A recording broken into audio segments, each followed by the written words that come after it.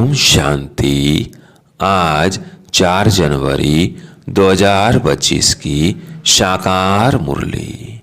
आज बाबा ने कहा, मीठे बच्चे, तुम अशरीरी बन जब बाप को याद करते हो तो तुम्हारे लिए यह दुनिया ही खत्म हो जाती है। देह और दुनिया भूली हुई है। प्रश्न, बाप द्वारा सभी बच्चों को ज्ञान का तीसरा नेत्र क्यों मिला है? उत्तर, अपने को आत्मा समझ बाप जो है जैसा है उसी रूप में याद करने के लिए तीसरा नेत्र मिला है। परंतु यह तीसरा नेत्र काम तब करता है जब पूरा योग युक्त रहे, अर्थात एक बाप से सच्ची प्रीत हो, किसी के नाम रूप में लटके हुए न हो। माया प्रीत रखने में ही विघ्न डालती है, इसमें बच्चे धोखा खाते हैं। गीत है, मरना तेरी गली में। ओम शांति। सिवाय तुम ब्राह्मण बच्चों के इस गीत का अर्थ कोई समझ न सके। जैसे वे शास्त्र आदि बनाए हैं, परंतु जो कुछ पढ़ते हैं उसका अर्थ नहीं समझ सकते। इसलिए बाप कहते हैं, मैं ब्रह्मा मुख द्वारा सब वेदों शास्त्रों का सार समझाता हूँ। वैसे ही इन गीतों का अर्थ भी कोई समझ नहीं सकते। बाप ही इनका अर्थ बताते हैं। आत्मा जब शरीर से न्यारी हो जाती है तो दुनिया से सारा संबंध टूट जाता है। गीत भी कहता है, अपने को आत्मा समझ अशरीरी बन बाप को याद करो तो यह दुनिया खत्म हो जाती है। यह शरीर इस पृथ्वी पर है, आत्मा इनसे निकल जाती है, तो फिर उस समय उनके लिए मनुष्य सृष्टि है नहीं। आत्मा नंगी बन जाती है। फिर जब शरीर में आती है तो पाठ शुरू होता है। फिर एक शरीर छोड़ दूसरे में जाकर प्रवेश करती है। वापिस मैं तत्व में नहीं जाना है, उड़कर दूसरे शरीर में जाती है। यहाँ इस आकाश तत्व में ही उनको पाठ बजाना है, मूल वतन में नहीं जाना है। जब शरीर छोड़ते हैं तो न यह कर्म बंधन न वह कर्म बंधन रहता है। शरीर से ही अलग हो जाते हैं ना, फिर दूसरा शरीर लेते तो वह कर्म बंधन शुरू होता है। यह बातें सिवाय तुम्हारे और कोई मनुष्य नहीं जानते।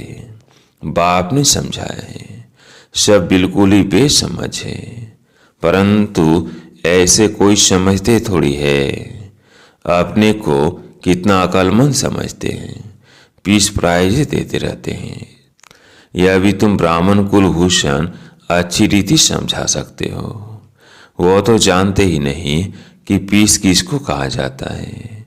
कोई तो महात्माओं के पास जाते हैं कि मन की शांति कैसे हो, या तो कहते हैं वर्ल्ड में शांति कैसे हो। ऐसे नहीं कहेंगे कि निराकारी दुनिया में शांति कैसे हो। वह तो है ही शांति धाम।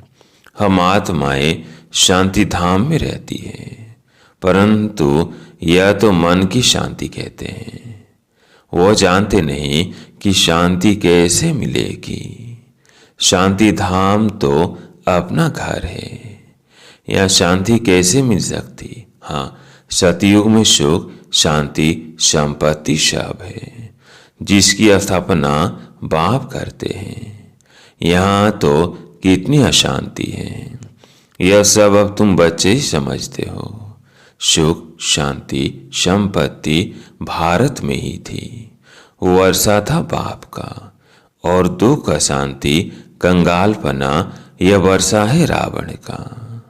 यह सब बातें बेहद का बाप बेट बच्चों को समझाते हैं। बाप परम धाम में रहने वाला नॉलेजफुल है, जो सुखधाम का हमको वर्षा देते हैं। वो हम आत्माओं को समझा रहे हैं। यह तो जानते हो नॉलेज होती है आत्मा में, उनको ही ज्ञान का सागर कहा जाता है। वो ज्ञान का सागर इस शरीर द्वारा वर्ल्ड की हिस्ट्री ज्योग्राफी समझाते हैं। वर्ल्ड की आयु तो होनी चाहिए ना, वर्ल्ड तो है ही, सिर्फ नई दुनिया और पुरानी दुनिया कहा जाता है। यही मनुष्यों को पता नहीं। न्यू वर्ल्ड से ओल्ड वर्ल्ड होने में कितना समय लगता है। तुम बच्चे जानते हो, कलयुग के बाद सतयुग जरूर आना है। इसलिए कलयुग और सतयुग के संगम पर बाप को आना पड़ता है।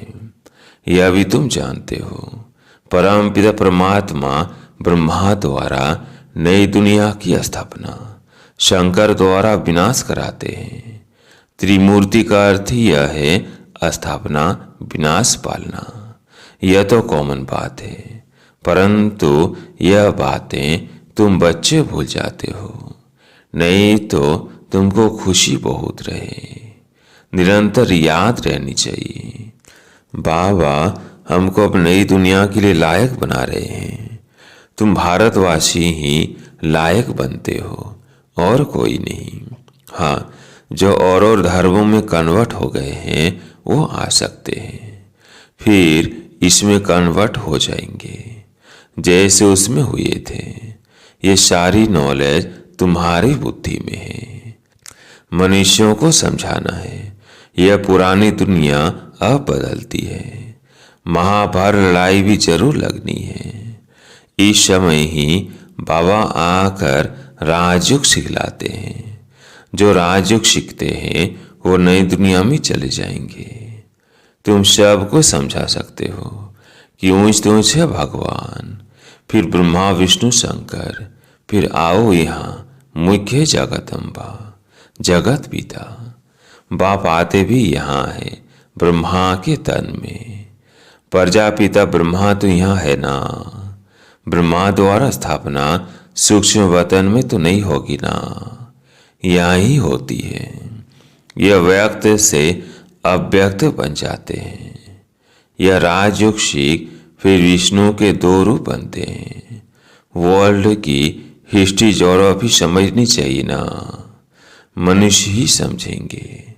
वर्ल्ड का मालिक ही वर्ल्ड की हिस्ट्री ज्योग्राफी समझा सकते हैं। वो नॉलेजफुल पुनर्जन्म रहित है। यह नॉलेज किसकी बुद्धि में नहीं है। परखने की बुद्धि चाहिए ना, कुछ बुद्धि में बैठता है या ऐसे ही है, नब्ज देखनी चाहिए। एक अजमल खान नामी ग्रामी वैद्य होकर गया है। कहते हैं देखने से ही उनको बीमारी का पता पड़ जाता था। अब तुम बच्चों को भी समझना चाहिए कि यह लायक है या नहीं।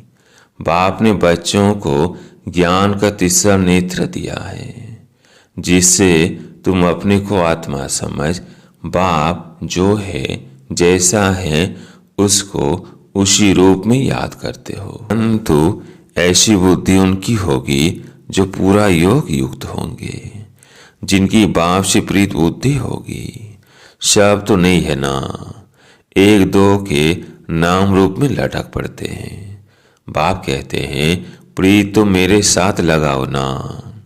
माया ऐसी है जो प्रीत रखने नहीं देती है। माया भी देखती है हमारा ग्राहक जाता है तो एकदम नाक कान से पकड़ लेती है। फिर जब धोखा खाते हैं तब समझते हैं माया से धोखा खाया। माया जीत जगह जीत बन नहीं सकेंगे, ऊंच पद पा नहीं सकेंगे। इसमें ही मेहनत है। श्रीमत कहती है मामेकम याद करो, तो तुम्हारी जो पतित बुद्धि है वो पावन बन जाएगी। परंतु कईयों को बड़ा मुश्किल लगता है। इसमें सब्जेक्ट एक ही है, अलफ और बे। बस दो अक्षर भी याद नहीं कर सकते हैं। बाबा कहे अलफ को याद करो, फिर अपनी देह को दूसरे की देह को याद करते रहते हैं। बाबा कहते हैं देह को देखते हुए तुम मुझे याद करो। आत्मा को अब तीसरा नेत्र मिला है। मुझे देखने समझने का उससे काम लो। तुम बच्चे अभी त्रिनेत्री त्रिकालदर्शी बनते हो, परंतु त्रिकालदर्शी भी नंबर वार है। नॉलेज धारण करना कोई मुश्किल नहीं है, बहुत ही अच्छा समझते हैं, परंतु योग बल कम है। देही अभिमानीपना बहुत कम है। थोड़ी बात में क्रोध गुस्सा आ जाता है, गिरते रहते हैं, उठते हैं गिरते हैं, आज उठे कल फिर गिर पड़ते हैं। देह अभिमान मुख्य है, फिर और विकार लोभ मोह आदि में फंस पड़ते हैं। देह में ही मोह रहता है ना, माताओं मोह जास्ती होता है। अब बाप उससे छुड़ाते हैं। तुमको बेहद का बाप मिला है, फिर मोह क्यों रखते हो? उस समय शकल बाँची थी बंदर मिसल हो जाती है। बाप कहते हैं नष्टो मोहा बन जाओ, निरंतर मुझे याद करो। पापों का बोझा शीर पर बहुत है, वो कैसे उतरे? परंतु माया ऐसी है, याद करने नहीं देगी। भल कितना भी माथा मारो, घड़ी घड़ी बुद्धि को उड़ा देती है। कितनी कोशिश करते हैं हम मोस्ट विल्डेड बाबा की ही महिमा करते रहें। बाबा बस आपके पास आए कि आए, परंतु फिर भूल जाते हैं। बुद्धि और तरफ चली जाती है। यह नंबर 1 में जाने वाला भी पुरुषार्थी है ना। बच्चों की बुद्धि में यह याद रहना चाहिए कि हम गॉड फादरली स्टूडेंट हैं। गीता में भी है भगवानुवाच, मैं तुमको राजाओं का राजा बनाता हूँ। सिर्फ शिव के बदले श्री कृष्ण का नाम डाल दिया है। वास्तव में शिव बाबा की जयंती सारी दुनिया में मनानी चाहिए। शिव बाबा सबको दुख से लिबरेट कर गाइड बन ले जाते हैं। यह तो सब मानते हैं कि वो लिबरेटर गाइड है। सब का पतित पावन बाप है, सबको शांति धाम सुख धाम में ले जाने वाला है। तो उनकी जयंती क्यों नहीं मनाते हैं? भारतवासी ही नहीं मनाते हैं, इसलिए ही भारत की यह बुरी गति हुई है। मौत भी बुरी गति से होता है। वह तो बम से बनाते हैं, गैस निकला और खलास है, जैसे क्लोरोफॉर्म लग जाता है। यह भी उन्हों को बनाना ही है। बंद होना इम्पॉसिबल है। जो कल पहले हुआ था सब रिपीट होगा। इन मुश्किलों और नेचुरल कैलेमिटी से पुरानी दुनिया का विनाश हुआ था, सो अभी भी होगा। विनाश का समय जब होगा तो ड्रामा प्लान अनुसार एक्ट में आ ही जाएंगे। ड्रामा विनाश जरूर कराएगा। रक्त की नदियां यहाँ बहेंगी।